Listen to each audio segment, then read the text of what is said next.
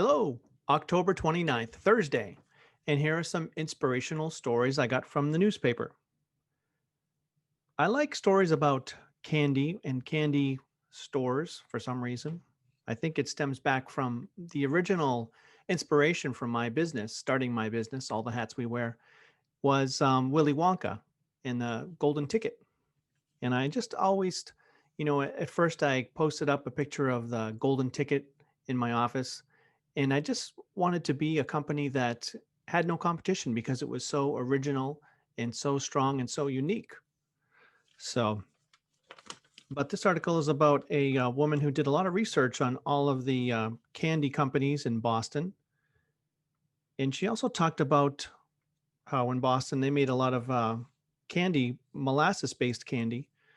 And that reminds me of the great molasses flood from Boston. I don't know if you ever heard that story. It's pretty incredible. In 1919, they had a huge 2.3 million gallons of molasses somehow broke in its container, and a huge flood of molasses came storming down the street.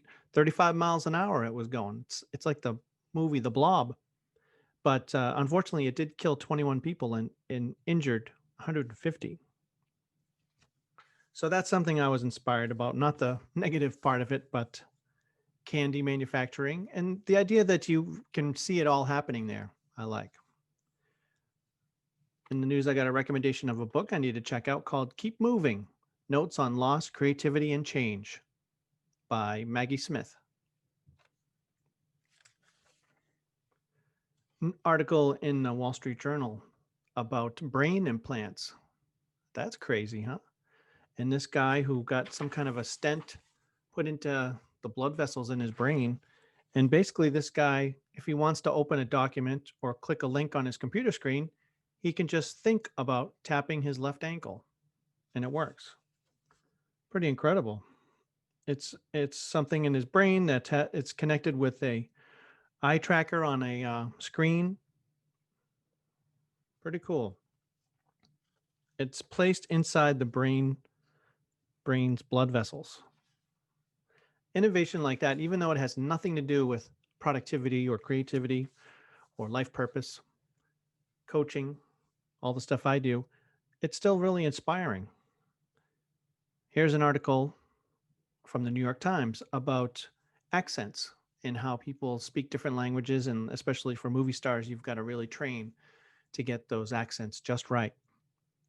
Think of Al Pacino in Scarface and getting that accent. And for some reason, I think of the movie The Matrix when this guy, Neo, he was able to learn languages and learn, kung fu in, 3 minutes. And I always was inspired by like special operations, special forces, people that can speak multiple languages. And I've always thought that that must really require a lot of musical skill too, because it's all about the ear and the nuances of sound. There was an article in the New York Times about a supermodel named Ashley Graham, and she's a Revlon ambassador. And I was just interested reading about her routines. It's all about beauty and health, but I'm always curious about people's routines. She interviewed Ariana Huffington, who talks a lot about work life balance. She's a real authority there. And she was talking about sleep, where the optimal way is to not use an alarm clock, to basically wake up when your body wakes up, which I agree. Like on weekends or in the summer, I love doing that. Obviously, you can't, when you have a schedule. She also gets together with a husband and they're really into prayer. And I thought this was so nice. They both grew up in church, so when they have a sacred time together, they just put off the lights and put on some worship music and just pray together. That was pretty neat.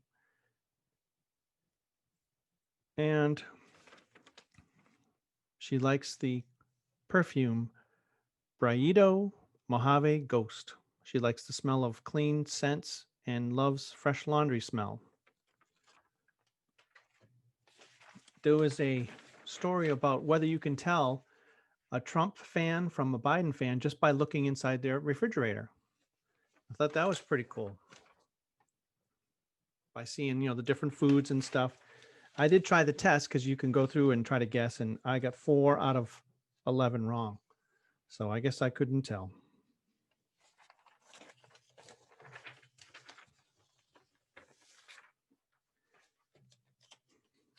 An inspiring acting teacher who taught this woman about acting and stagecraft to young actors of color. And her big message was, "You are enough." And I thought that was so powerful. With all this other stuff that you're trying to do and, being in competition with everyone, just to really sink in with that philosophy of you are enough already is really empowering, I think. To go along with that you are enough theme, I've got another article from the Wall Street Journal I liked. I haven't seen this TV show, but it sounds pretty cool. The show is called, what is it called? Industry. It's an HBO series. And I guess the writer, Lena Dunham, wrote some of the episodes or maybe directed. And she wrote, of course, Girls, which was a really good show. So I'm just interested in this show because it's all about Gen Z bankers in existential crisis. They're all investment bankers and they're new at the business and they're trying to prove themselves. They suffer from imposter syndrome, which a lot of us do, and that's a huge thing that we work on in life coaching as well. Do I belong in this position? Do I belong here? So it's just all recent graduates that have to prove their worth at the fictional London investment bank. That all the people are young, ambitious, and insecure. And those are some inspirational stories from today's news. Have a great day. If you want to hear more about what I do, check out my website, allthehatswewear.com, and you'll hear about life coaching and productivity help. So check it out. You've got a podcast there you can listen to, blog posts, a lot of resources. I even have my own day planner that you can try out. Check it out. Thanks.